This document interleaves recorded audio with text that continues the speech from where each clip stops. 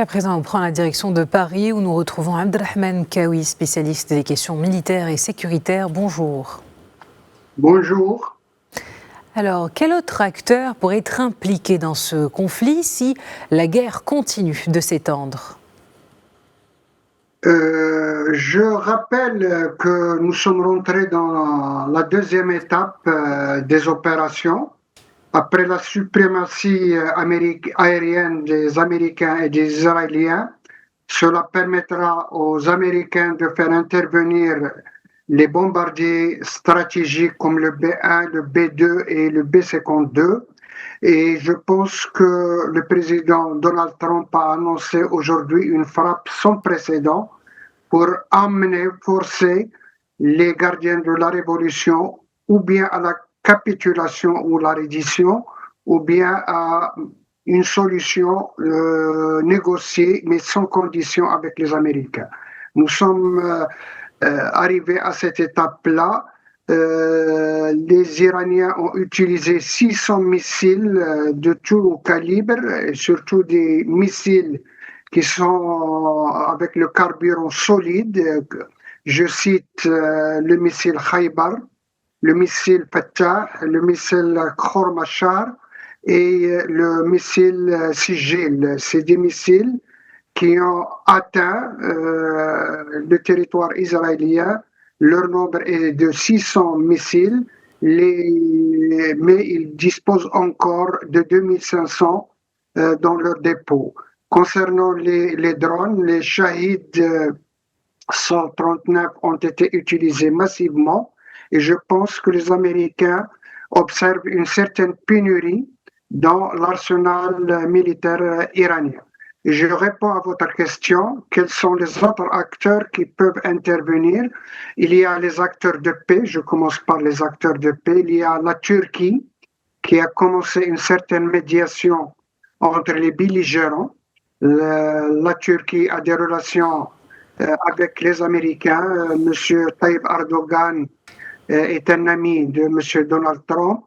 Il y a aussi une ambassade turque en Israël et avec l'Iran, avec laquelle il partage une frontière de 1200 km. Donc, il y a la Turquie, les autres pays arabes avec les attaques iraniennes contre les pays du Golfe n'ont pas exprimé leur disposition à jouer une certaine médiation ou certains bénéfices avec l'Iran et les Américains.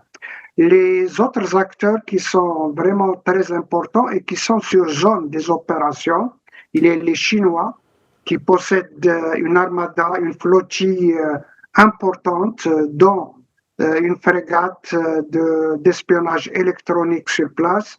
Il y a les Russes qui ont aussi des frégates dans le Golfe et la déclaration du monsieur Medvedev dernièrement accusant les pays du Golfe de ne pas sous-estimer la présence des bases américaines dans leur pays. Donc il y a d'autres pays qui peuvent aussi intervenir. Il y a l'Azerbaïdjan qui est un pays limitrophe et 25% de la population iranienne sont des Azaris.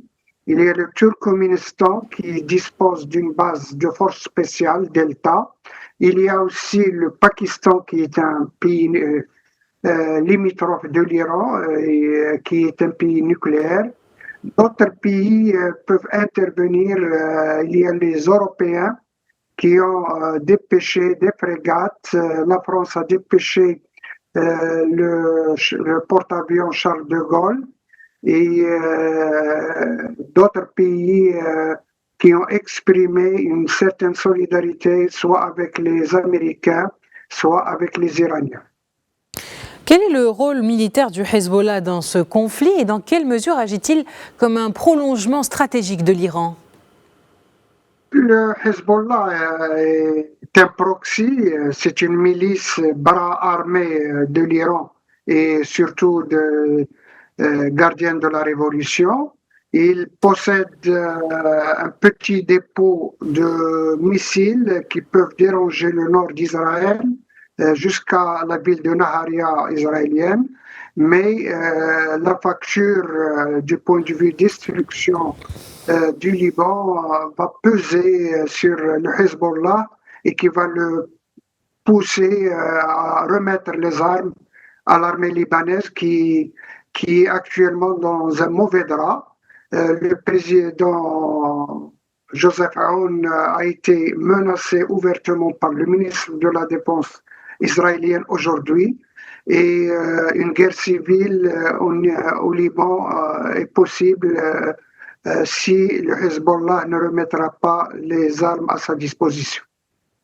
Comment se prépare la capacité, comment se compare plutôt la capacité militaire des différents acteurs, à savoir États-Unis, Iran, Israël, Hezbollah, en termes de missiles, de drones et de capacité de défense?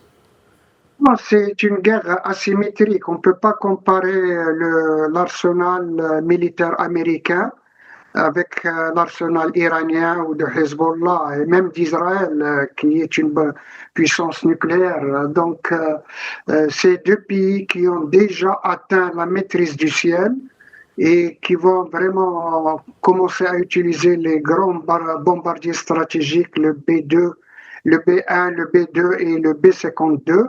Et justement, c'est un forcing, le président Donald Trump l'a annoncé aujourd'hui, que l'Iran va connaître la plus grande frappe sans précédent ce soir.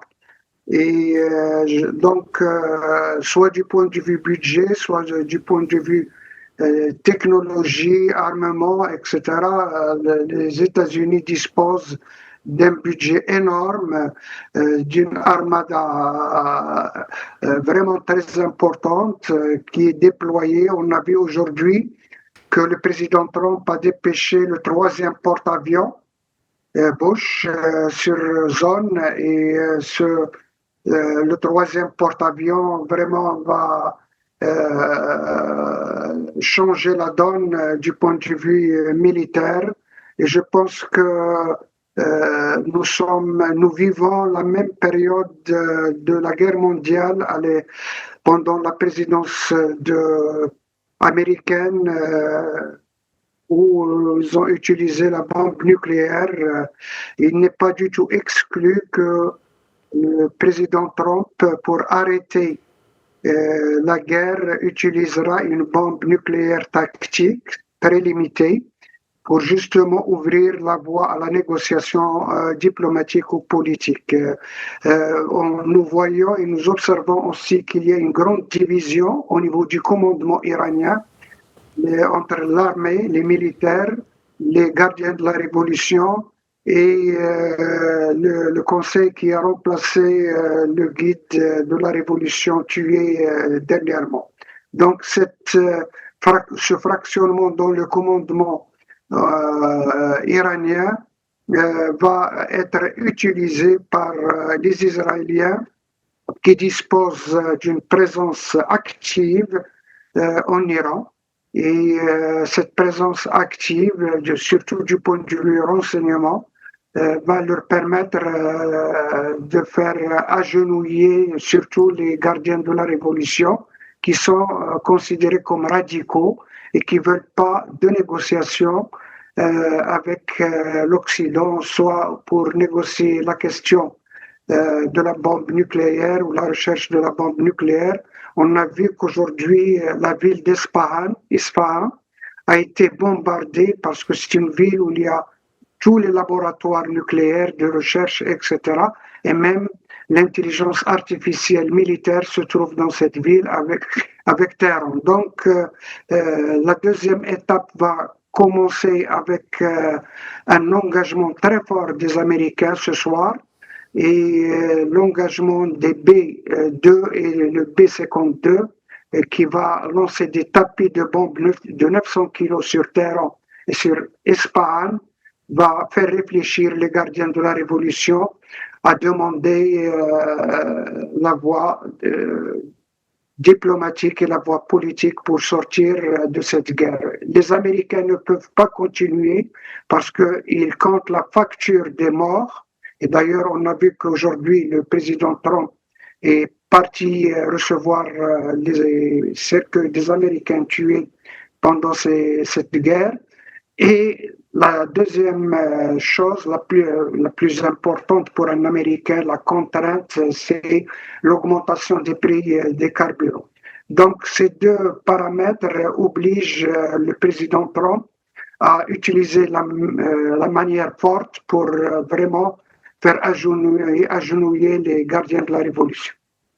Eh bien, merci Abdelrahman Mkawi pour toutes ces précisions. Je rappelle que vous êtes spécialiste des questions militaires et sécuritaires, que vous étiez avec nous depuis Paris. Sí.